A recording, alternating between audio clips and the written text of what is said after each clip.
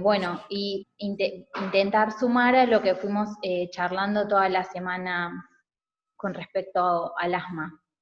No sé si puedo pasar yo las diapositivas. Te iba a preguntar eso, probá, a ver. Ne, ¿No? No, las pasa Jessy. El que está compartiendo las pasa. Listo. Anda avisándome, Pipi. Bueno, como objetivos planteamos 3 objetivos principales de los cuales vamos a ir desarrollando a lo largo de la clase. Y son conocer las diferentes guías existentes para el manejo del asma, reconocer similitudes y diferencias de las mismas, qué comparten entre todas, a quiénes van dirigidas, bueno, y lo vamos a ir mirando, y analizar las propuestas de tratamiento sugeridas por cada una de ellas. Y lo que pensábamos era hacernos una pregunta que vamos a recharlar al final de la charla también, y la idea es que fundamentemos esta respuesta con toda la información que vamos a ir adquiriendo a lo largo de esta charla que les proponemos. Que la pregunta es, ¿cuál sería la guía que mejor se adapta a la práctica diaria de nuestro hospital y en nuestro ejercicio profesional con, o sea, el grupo objetivo pediátrico al que nosotros vemos en lo cotidiano? Entonces, para eso y para empezar, vamos a contarles cuáles son los protagonistas de esta charla, que son estas 4 guías, que tenemos la guía GINA, la sigla es lo voy a decir en castellano porque mi inglés es nefasto, es Iniciativa Global para el Manejo del Asma, que es la GINA, que es una guía que propone la Organización Mundial de la Salud y que es de este año. Después, por otro lado, tenemos otra guía que se llama GEMA, que es la Guía Española del Manejo del Asma, bueno, que es la Española 5.0, que es la edición del año 2020, o sea, es muy actualizada. Después tenemos la guía británica, que es British Guide para el manejo del asma, que es del año 2019, y después tenemos la GUIMA, que es la guía mexicana para el manejo del asma, que es de 2017. Bueno, como agregado de esto... perdón. Sí. No, más que nada que por ahí vamos a desarrollar todos por una cuestión de que la GUIMA básicamente se basa más en lo que es la GINA, como se toma como guía madre la GINA y saca todo eso y todo lo que está desarrollado ahí. Al ser del 2017 se desarrolla en una GINA del 2016 y por ahí es la más desactualizada de todas. Después existen otras guías más que por ahí nosotros no ponemos tanto en práctica. Está la japonesa, que es también de este año, está la italiana que nombró Flor el martes, y hay un par de guías más para cada país, pero básicamente se basan más que nada en lo que es la GINA, en la GEMA y en algún que otro consenso que están dando vueltas por el país de ellos, básicamente. Bien. Bueno, en estas guías, que son las que nosotros vamos a analizar, que básicamente sería la GINA y la GEMA, son en las que se basan la mayoría de nuestra práctica, y cosas que tienen en común son, bueno, la definición de asma como una enfermedad inflamatoria crónica y las vías respiratorias, donde participan diferentes células mediadores de la inflamación que condiciona parte por factores genéticos que condicionan una hiperrespuesta bronquial y una obstrucción variable del flujo aéreo, total o parcialmente reversible, ya sea por acción medicamentosa o espontánea. El diagnóstico, todas coinciden en que el diagnóstico va a ser principalmente clínico, aunque ya vamos a ver las diferencias al público al que va dirigido cada una de las guías, cada uno a hacer el aporte desde su especialidad. Después el tratamiento no farmacológico todas las guías hablan y comparten la educación, la modificación de las condiciones medioambientales, el ejercicio, bueno, cada uno dentro de su ámbito de acción, ¿no? De repente en algunas guías habla de la educación en escuelas, como estuvieron hablando durante la semana, que en realidad en nuestro medio no se puede, pero bueno, todas como la educación a las familias y al niño o al paciente, digamos, es lo primordial. Y el control de los síntomas, abocado al tema de la reevaluación la adecuación del tratamiento en cada momento y cómo va evolucionando cada uno de los pacientes. Todos son dinámicos, o sea, siempre se basa en un dinamismo, que tenemos ese círculo de tratamiento, evaluación, adecuación, y que el círculo es todo el tiempo. Bueno, si quieren pasamos a la siguiente. Bueno, y este es más que nada para charlar de las diferencias de cada una. Más que nada la GINA como la más importante dentro de las guías, que es una guía hecha de neumonólogos para neumonólogos, pediatras, clínicos y otros especialistas.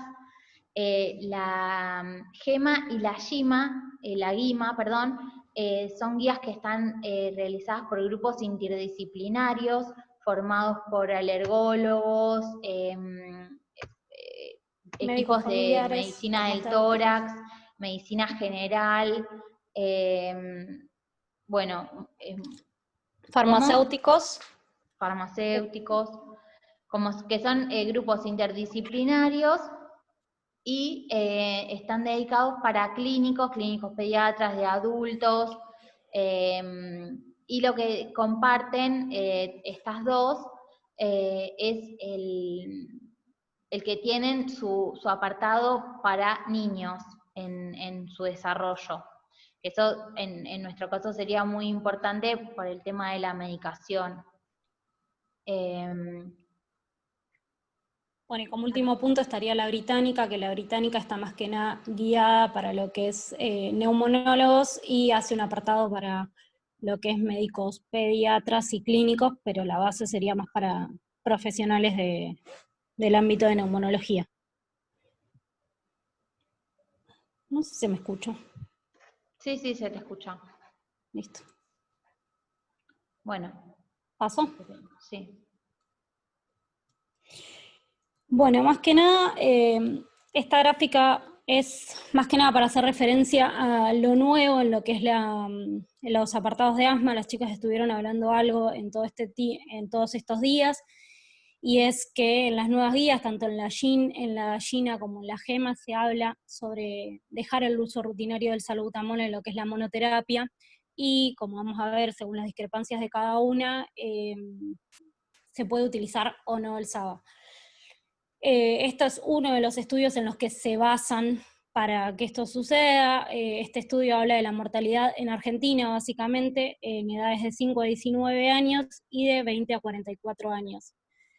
Lo que muestra más que nada es desde 1980, cuando se hacen los primeros diagnósticos de asma, y se empieza con el uso de salbutamol. Esta vendría a ser la curva de mortalidad. A partir de 1990 es cuando se empieza a agregar el uso de corticoides en el tratamiento del asma, se empieza a ver una disminución en lo que es la mortalidad, y a partir del uso más rutinario de lo que es el corticoide se empieza a aplanar la curva en el tiempo, para llegar a esta meseta que vendría a ser desde el 2010 al 2020, que es el uso combinado entre el corticoide y el salbutamol, que en el último tiempo quieren sacarlo porque se ha descubierto que trae problemas de arritmia, trae mal control de la enfermedad y termina trayendo algunas comorbilidades asociadas. Nada, más que nada era por eso la curva. Con respecto a las diferencias, diferencias de lo que son las guías, tanto la Gina como la Gema. Una de las diferencias principales, o sea, las similitudes ya las planteamos al principio, y una de las diferencias principales sería el tratamiento, que se basan se preguntan más que nada en el dónde empezar. Esta es la Gema 5.0.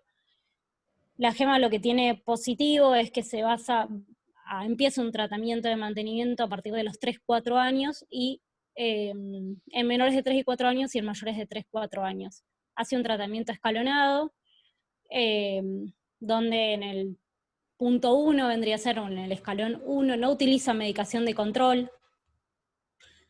A partir del punto 2, 3 y 4 considera una inmunoterapia, donde agrega los corticoides a dosis baja y los antileucotrienos. El punto 5 y 6 se basa en que es el control hospitalario, donde tiene los glucocorticoides a dosis altas y los LABA, más que nada. Después vamos a ver que agregan un par de cosas más, y utilizan como medicación de rescate, sí, el salbutamol, con algunas salvedades, que vamos a ver un poquito más adelante. En lo que es la Gina, que esta es más que nada la que todos conocemos, en la guía del 2020 se actualizó más que nada desde los 6 a 11 años, no habla de edades más tempranas, y se basa en 5 escalones. En el escalón 1, como vemos, a diferencia de lo que son los años anteriores, no pone en el escalón 1 no pone medicación directamente, y pone como que se podría llegar a utilizar los corticoides a bajas dosis y los ABAs, o los corticoides diarios. En el escalón 2 ya empieza con una terapia con corticoides inhalados diarios, y como alternativa plantea los antagonistas de los receptores de leucotrienos a dosis bajas. En el escalón 3 sigue igual que siempre, mantiene las bajas dosis de corticoides más LABA, o dosis media de corticoides directamente. A partir del escalón 4 empieza un escalón por especialista, un control por especialista y manejo por ellos. Habla de las dosis medias de corticoides, los LABA, y el tratamiento según fenotipificación que la hace y como medicación de rescate indica el SABA, que eso lo ha mantenido durante el tiempo. Lo positivo que tiene esta guía, que por ahí antes no lo tenían, es que cuando un paciente, marca la diferencia de que cuando un paciente llega ya no se marca más empezar por un escalón 1, sino que se empieza directamente por los síntomas que presenta el paciente. Por ejemplo, un paciente que tiene síntomas diarios o nocturnos una vez por semana empezaría en un escalón de tratamiento de escalón 3, así como si tiene síntomas diarios, nocturnos, más de una vez por semana y modificación de la función pulmonar, empezaría por un escalón 4 directamente, y a partir de ahí empezaría a disminuir o aumentar su tratamiento. Yo quería aportar algo, que en realidad como que desde el comienzo de los síntomas y desde que un paciente es diagnosticado asmático, ya se comienza a tratar la inflamación, no desestimando la broncoconstricción, pero entendiendo que la broncoconstricción como síntoma que no va a repercutir a lo largo del tiempo. Entonces, tratando la inflamación, se evita el remodelamiento pulmonar y no disminuye la función pulmonar. Entonces con esto ya desde un momento temprano de la enfermedad estaríamos empezando con una medicación de mantenimiento.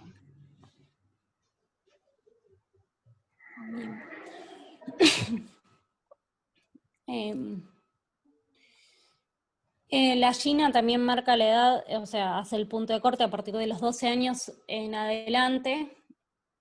Hace un trato un poco distinto a lo que utilizan menores. Ya utiliza como medicación de rescate, los corticoides más el formoterol, y en caso de no poder, el SABA. El escalón 1 modifica un par de cosas, no modifica muchos con respecto a los menores de 6 años, pone como primera alternativa en el escalón 1 los corticoides y el formoterol a dosis baja, y después mantiene más o menos el mismo esquema. Y como en lo anterior, según los síntomas del paciente, se empezaría a tratar en el escalón que correspondería.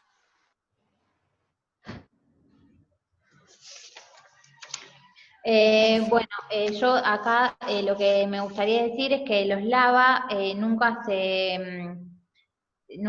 se usan de manera no combinada, porque se comprobó que aumenta la mortalidad, siempre están acompañados por los corticoides, y que se los combina por el tema de los efectos adversos de los corticoides. Y ya para estos 12 años que va a tener nuestro paciente, ya empezar a hablar con él, con el tema de la educación y eso, ya como que empezamos a dirigir el tratamiento y la educación y todo lo que es no farmacológico más con el paciente que con su familia que veníamos hasta ese momento. Para que lo que es ir a la GEMA, más o menos mantiene el mismo esquema que la GINA, lo único que se diferencia es que en vez de agregar 5 escalones, ellos tienen 6 escalones. Empiezan también por un escalón 1 y a partir del escalón 5 y 6 hacen el tratamiento por neumonología. Todo lo previo sería manejado por un pediatra. Vamos a guiarnos más que nada por el escalón 1 y 2 y hablar un poquito más que nada para conocer de lo que es el escalón 5 y 6. El escalón 3 y 4 sería muy similar o casi igual a lo que es el GINA. En el escalón 1, al igual que el GINA, no da un tratamiento de elección, da un tratamiento a demanda, que ellos a demanda utilizan el salbutamol o utilizan los glucocorticoides más el formoterol. Este escalón corresponde a la mayoría de la población. No hay que subestimar el carácter inflamatorio, por eso más que nada se manejan con los corticoides. Permite el uso de salbutamol hasta 2 veces al mes. Ellos lo que plantean que si un paciente tiene exacerbaciones o si necesita utilizar el salbutamol más de 2 veces al mes, no debería estar catalogado como escalón 1, sino que debería aumentarse la escala terapéutica.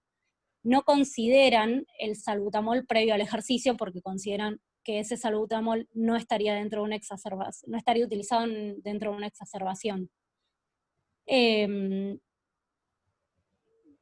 paciente, para utilizar el salbutamol, no debería tener síntomas nocturnos, no debería haber presentado exacerbaciones en el año previo, ni debería tener factores de riesgo asociados para presentarlas.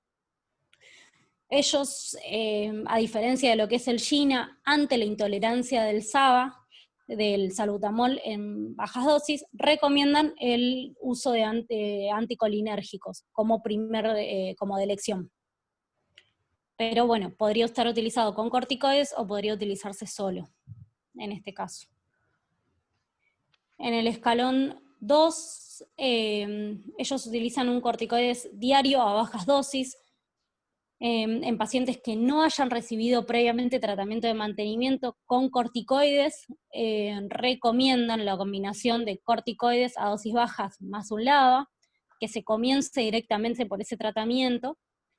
No se recomienda el uso de teofilinas, las contraindican totalmente por el uso por los efectos adversos que pueden producir, y lo que plantean es que pueden utilizarse antileucotrienos, pero los corticoides, en los estudios que ellos han realizado, demostraron ser superiores en el tratamiento a largo plazo. No sé, Pipi, si querés agregar algo más. No, nada. Bien. Como para continuar, seguiríamos con los controles del asma. El grado de control de asma difiere de lo que es la GINA y la GEMA. La GINA se basa más que nada en 4 preguntas, como vimos en la clase de las chicas el primer día, y se basa en si el paciente tuvo síntomas diurnos más de 2 veces por día o semanas, si tuvo algún despertar nocturno debido al asma, si tiene necesidad de utilización de medicación de rescate más de 2 veces a la semana, y si tiene alguna limitación en la actividad debido al asma. Esto, como vimos el otro día, les da un puntaje y consideras que un paciente está bien controlado si no tiene ningún punto de estos, y parcialmente controlado si tiene 1 o 2, y no controlado si presenta 3 a 4 de estos síntomas. Esta es más que nada la guía de este año.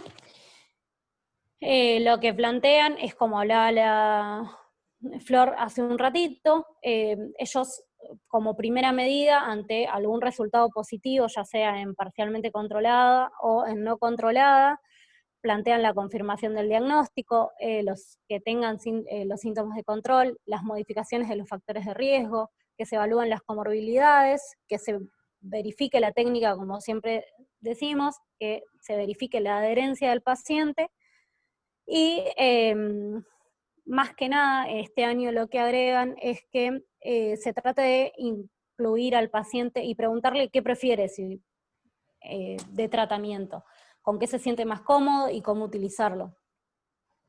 A partir de ahí, catalogarlo nuevamente y evaluar según la necesidad en qué escalón terapéutico colocarlo. Acá repite más que nada los escalones terapéuticos. Y no mucho más. No sé, Pipi, si querés agregar algo ahí. No, este sería de la GINA y está, como estuvimos hablando, la limitación que tenemos en nuestra práctica cotidiana es que está dirigida a adultos, y como vamos a ver ahora, tenemos en la GEMA una, si podés pasar por favor a la próxima diapo. Esta es la otra guía, la española, en la que propone un grado de control en el asma, pero para niños. En el que tiene las caritas, hay 4 preguntas que se le hacen al niño y que esperamos que nos señalen cómo se sienten, intentar que él participe activamente en su tratamiento, y que a partir de ahí se vaya ajustando. Y 3 preguntas que se le pueden hacer a los papás. Al niño se le va a preguntar cómo se siente, cómo está con el asma, en qué medida el asma le trae problemas cuando hace gimnasia, corre o hace deportes. Si tose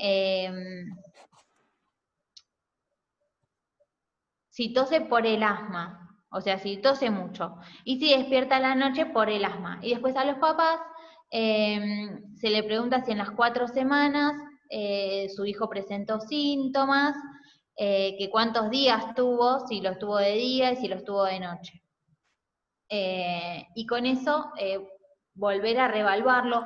Siempre lo importante es tener herramientas como para nosotros empezar a hacer partícipe al niño de su propio tratamiento, pero bueno, lo interesante de acá es que nos brinda herramientas para poder hacerlos partícipes. Y después, en los adultos, esta pregunta, bueno, que es como la GINA, si durante las 4 semanas, con qué frecuencia ha tosido, si ha tenido sibilancias durante la noche, durante el día. Bueno, esto es siempre más o menos lo mismo, y con el grado de no controlada, parcialmente controlada o controlada. O sea, es más de lo que hablaba la Pipi, y se basa más que nada en si tuvo ninguno o 2 días al mes algún tipo de síntoma diurno, ya dejaría de ser bien controlado. Más de 2 días a la semana con el uso de medicación de rescate pasaría parcialmente controlado, y más de 3 características de asma parcialmente controlada vendría a ser un asma mal controlado. En este sentido, la GEMA por ahí es un poquito más riguroso, pero un poquito más permisivo en uso del salbutamol en el tratamiento de mantenimiento, cosa que la GINA de este año no lo estaría permitiendo.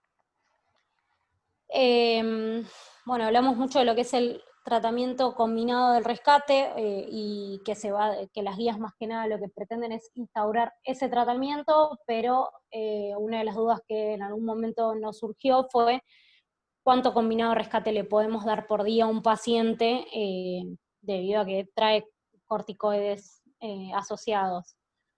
Esto está basado más que nada no tanto en lo que es el LABA, sino que más que nada se basan en la vida media del corticoide al que están asociados, y por ejemplo nos encontramos que el formoterol con el budesonide se podrían utilizar como máximo 72 microgramos de formoterol, que combinados con el budesonide serían aproximadamente de 8 a 12 aplicaciones, inhalaciones vendría a ser.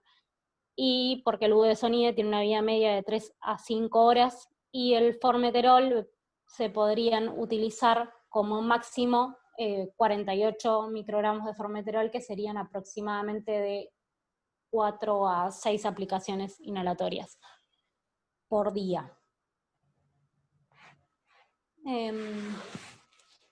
Bueno, esto más que nada es para mostrar las dosis bajas, medias y altas de corticoide, que las chicas la mostraron en su momento.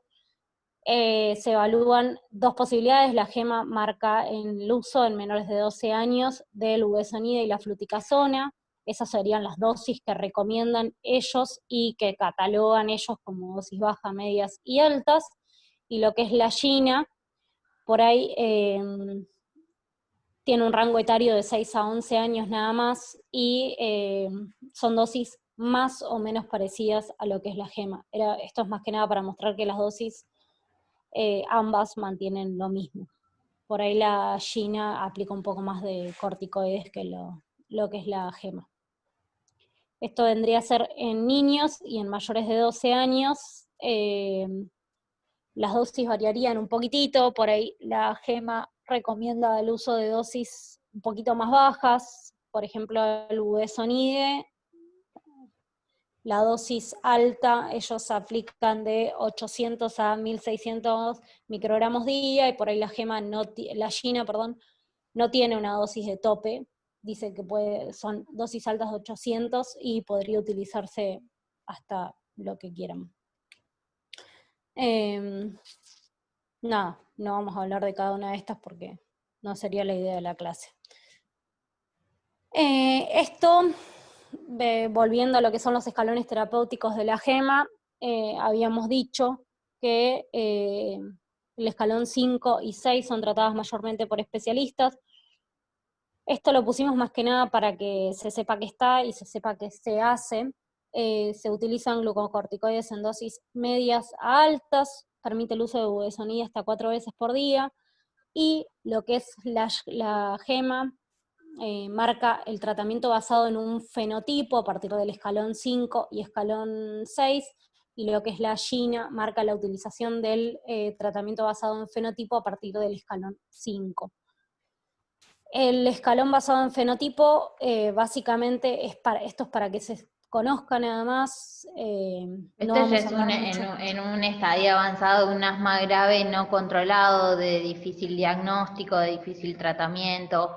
O sea, como que a este paso ya se llega después de múltiples intentos, de un control con nosotros probablemente, o sea, como pediatras, y de ver de que no responden al tratamiento de manera ambulatoria, hospitalaria, ya entra en otra instancia y ya es resorte del especialista, digamos.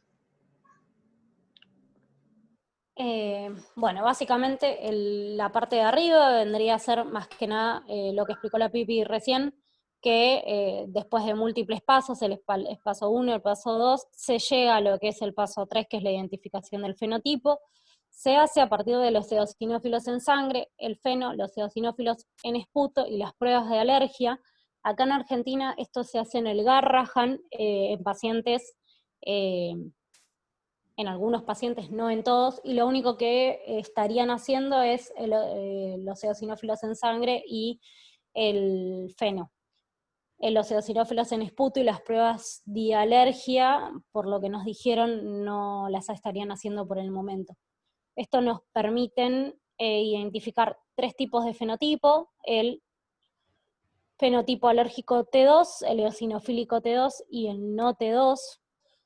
Nada, el saber que por ahí el alérgico T2 es el más frecuente, presenta síntomas alérgicos y una sensibilidad a alergenos. El eosinofílico T2 más que nada tiene una rinosinusitis crónica y poliposis, es corticodependiente o insensible a glucocorticoides, y el no T2 se hace a partir de pruebas de descarte, después de 2 pruebas de fenotipos que no han dado ni alérgico a T2 ni eosinofílico T2, se podría catalogar como no T2. Y lo que se sabe de ellos, aunque es un muy pequeño porcentaje, es que tienen un FEV disminuido, un mayor atrapamiento aéreo, y generalmente se da en adultos con antecedente de tabaquismo, y se usan tratamientos particulares. No mucho más de estos son toda la batería de tratamiento farmacológico que se les hace, y no mucho más. Sepan que existe y nada más.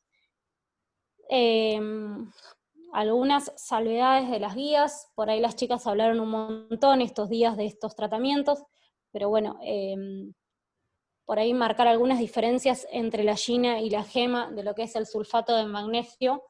Todas hablan de una dosis única, de no repetir dosis. La gina particularmente la recomienda a partir de los 2 años de edad en crisis asmática severa.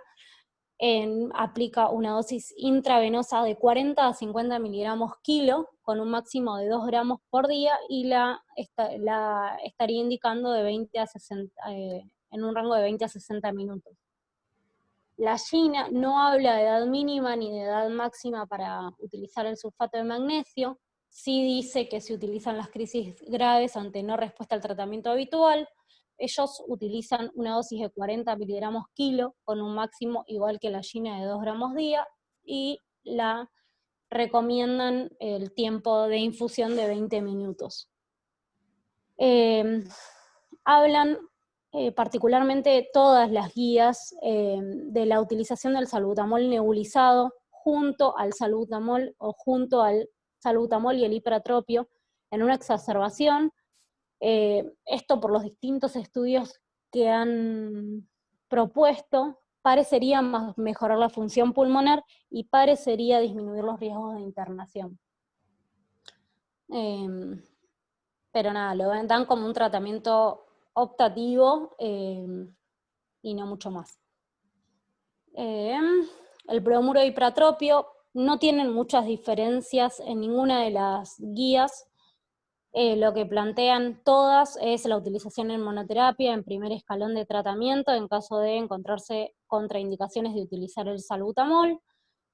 Lo que sí aclaran todas las guías es que su utilización es en las primeras 2 horas de la crisis, que utilizarlo posteriormente la realidad es que no tendría efectos, y que no ha demostrado mejoría clínica más allá de las 24 o 48 horas, así que no debería mantenerse su utilización. Sí, se podría hacer un ensayo, ver si colabora en el tratamiento, y de no ser efectivo en el paciente, ya no intentarlo, como es un no respondedor. También todas marcan una utilización ante una rinorrea persistente del paciente con crisis asmática. Ellos, asociándolos a corticoides, plantean la disminución de la rinorrea y la mejoría en la función pulmonar. Todos y todas las guías plantean la utilización del bromuro hipratropio a partir de los 2 años de edad. Y nada, como una salvedad, ni el sulfato de magnesio ni el bromuro hipratropio están valorados en la guía japonesa. Lo que es la guía japonesa, a ninguno de los dos los reconoce como tratamientos para el asma. Una única valoración de la adrenalina. Todas las guías concluyen en que la adrenalina solo estaría indicada ante anafilaxias y se daría por vía intramuscular En ninguna está reconocida su uso por vía inhalatoria o nebulizada como la utilizamos a veces nosotros. Nada, esto era más que nada para aclarar eso.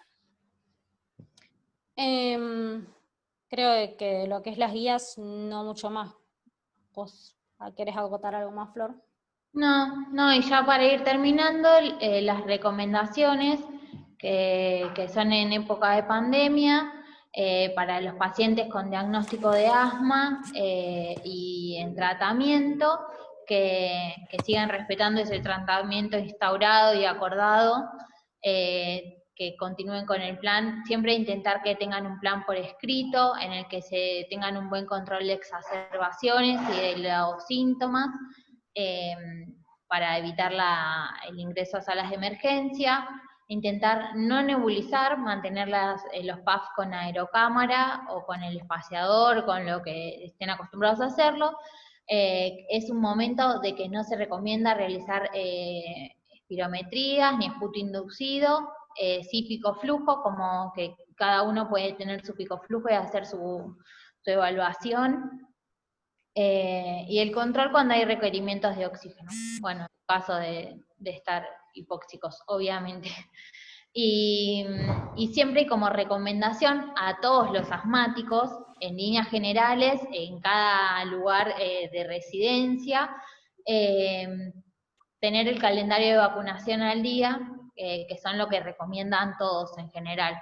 Si bien cada guía se puede extrapolar a las personas que viven en los diferentes lugares, siempre el tema de la vacunación acorde a su lugar de residencia es algo que todas comparten. Y bueno, nada más.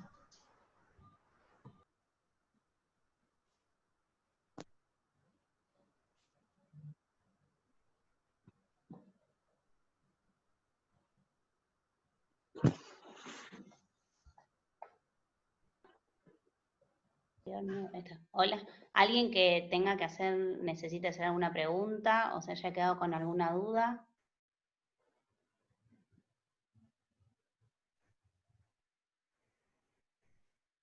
La verdad es que era difícil repasar todas las guías para las chicas que leyeron un montón sin ser redundantes o repetitivos con todo lo que se estuvo viendo durante esta semana, porque aparte, si bien hay cosas nuevas de asma, la verdad es que la mayoría de las cosas un poco de oído y por haber leído y en todos estos años las sabemos, entonces a veces suena bastante repetitivo. Un poco a modo de resumen de la semana, porque desde el lunes que venimos hablando de asma, acuérdense que cuando estamos frente a un paciente que sospechamos que puede tener asma o que ya tiene diagnóstico de asma, siempre es importante recordar hacer un buen diagnóstico. A ver si puedo, esto a modo de resumen de lo que yo fui leyendo, no sé si lo ven. Ahí dice Maca que quiere hacer una pregunta. A ver. ¿Querés activarte el micrófono, Maca? No, en realidad, hola, lo que quería consultar es que no entendí la parte en la cual hablaban de las guías que decía de usar los lava como drogas de rescate, de cuánto se podía usar como... no sé, yo pensaba que si por ahí, o sea, como el rescate eran los salbutamol y demás, y por ahí los con asma pueden tener dos PAF, uno con las dos drogas y otro con salbutamol para el rescate, porque además justo el otro día vieron los precios de todas esas drogas y son carísimas, más las que vienen combinados. Sí. Lo que plantean más que nada no es el uso del LAVA solo como medicación de rescate. Lo que plantean por ahí particularmente la China es empezar a utilizar como medicación de rescate el corticoide asociado al LAVA, que eso tendría un mayor efecto y disminuiría muchísimo menos la función pulmonar porque evitaría exacerbaciones futuras. Recomiendan que sean 4 a 8 aplicaciones, como habíamos dicho, de lo que es las inhalaciones y no mucho más. Pero se utilizaría como alternativa al salbutamol. Se desplazaría lo que es el salbutamol y se utilizaría el corticoide con el LABA asociado. Sí, siempre, nunca como monoterapia el LABA, y en realidad esto de el SABA,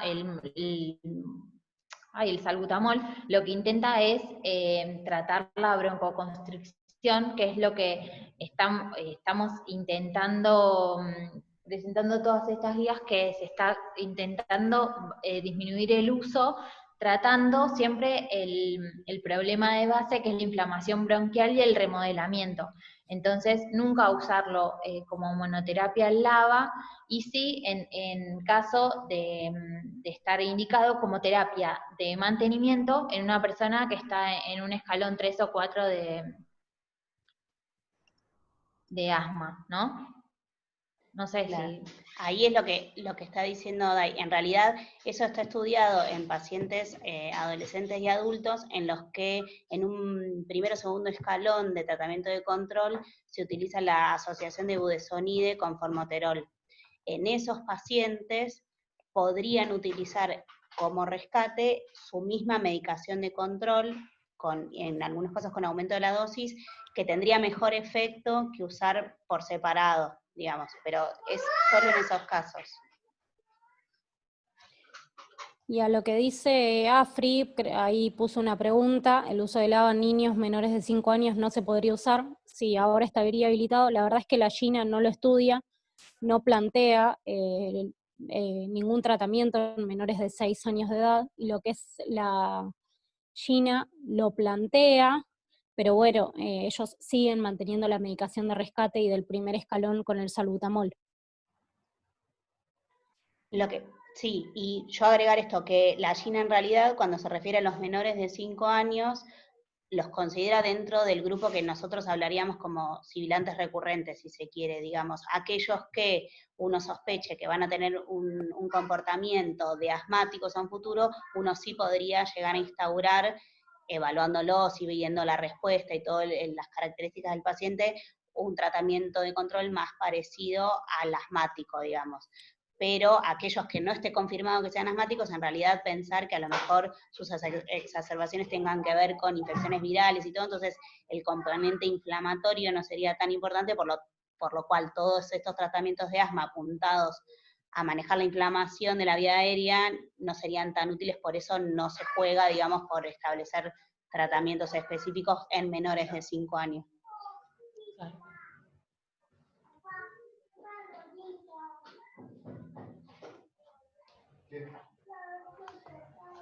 ¿Qué quiere grabarse la mano? ¿Se escucha?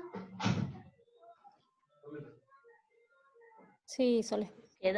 ¿Alguien tiene alguna duda sobre el tratamiento de la crisis asmática o del tratamiento de mantenimiento? ¿O quisieran repasar algún concepto que no haya quedado claro, que podamos volver a ver o a charlar?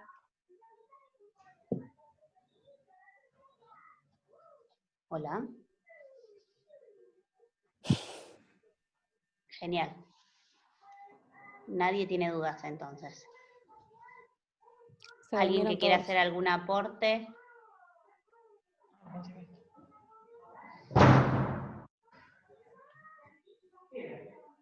El teléfono. Bueno, buenísimo. Recuerden pensar al paciente asmático, diagnosticarlo bien, evaluar bien la sintomatología aguda, poder clasificarlo en si es un paciente que tiene los síntomas bien controlados, parcialmente controlados o mal controlados. Recuerden que el asma leve, moderado, severo va a ser un criterio retrospectivo en base a cómo responda al tratamiento de control según el escalón al cual respondan. Recuerden siempre pensar, estar descartando, digamos, si el paciente tiene alguna otra patología. Recuerden, estoy tirando así datos que son importantes de toda esta semana. Sí. Siempre el tema de los PAF, del adecuado uso, de siempre reevaluar eso, que eso condiciona un montón el tratamiento, de que siempre sea adecuado, de charlar con los padres, de nunca desestimar de que lo hace bien al PAF, porque nos va a condicionar un montón también. Exacto, repasar técnica, adherencia, si está pudiendo conseguir la medicación. Importantísimo evaluar si el paciente tiene comorbilidades, si el paciente es rinítico, obeso, si tiene reflujo, si tiene eczema, digamos, cosas que haya que manejar y que tratar y solucionar, que pueden ser causas por las cuales el paciente no resuelva sus síntomas respiratorios o no responda de forma adecuada a la medicación. Lo mismo si está expuesto a tabaco, si tiene algún alérgeno que lo gatille, todo eso es importante recordarlo. Y después tenemos que pensar cómo vamos a manejar al paciente desde el control y desde las crisis.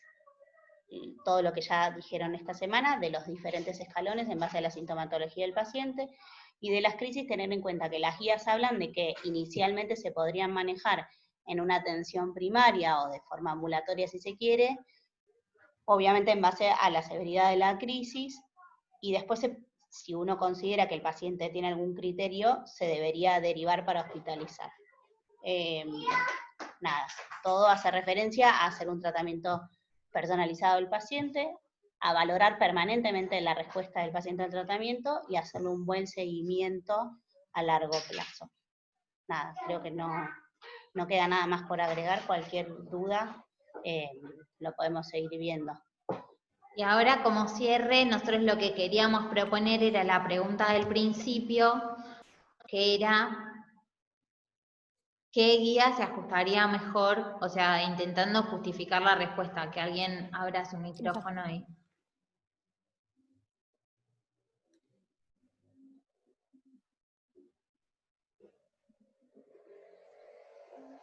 Acá o en los presenciales.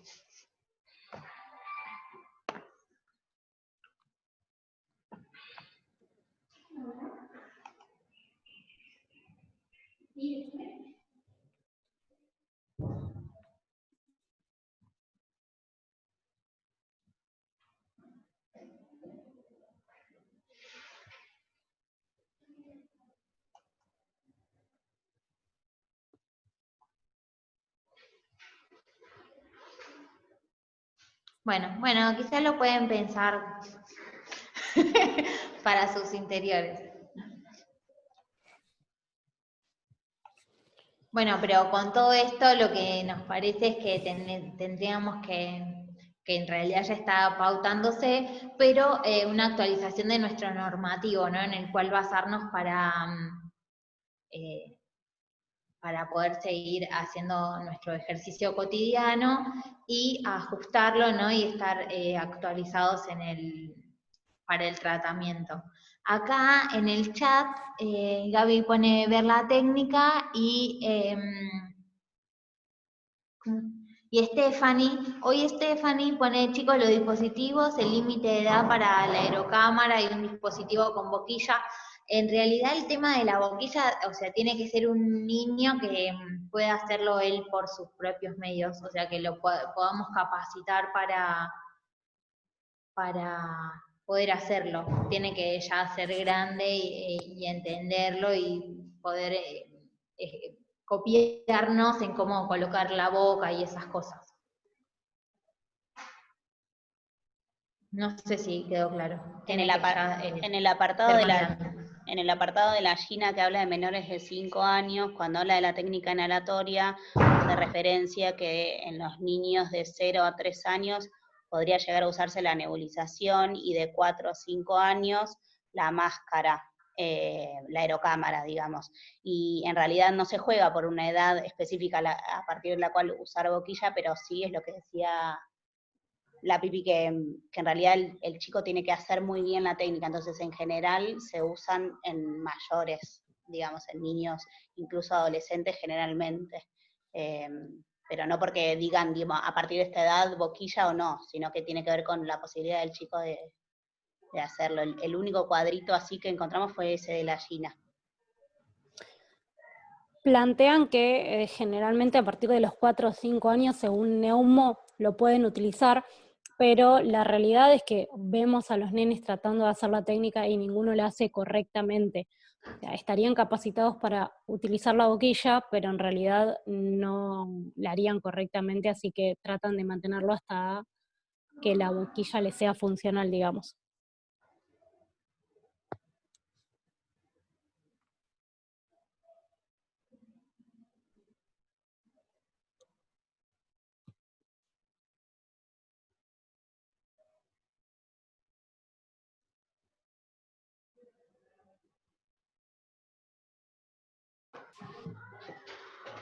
Buenísimo, creo que si no hay preguntas.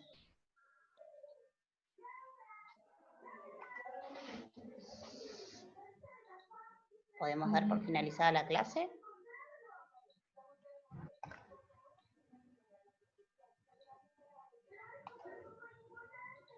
Bueno. Buenísimo, chicas. Muchas gracias. A ustedes, gracias. Muy bien la clase.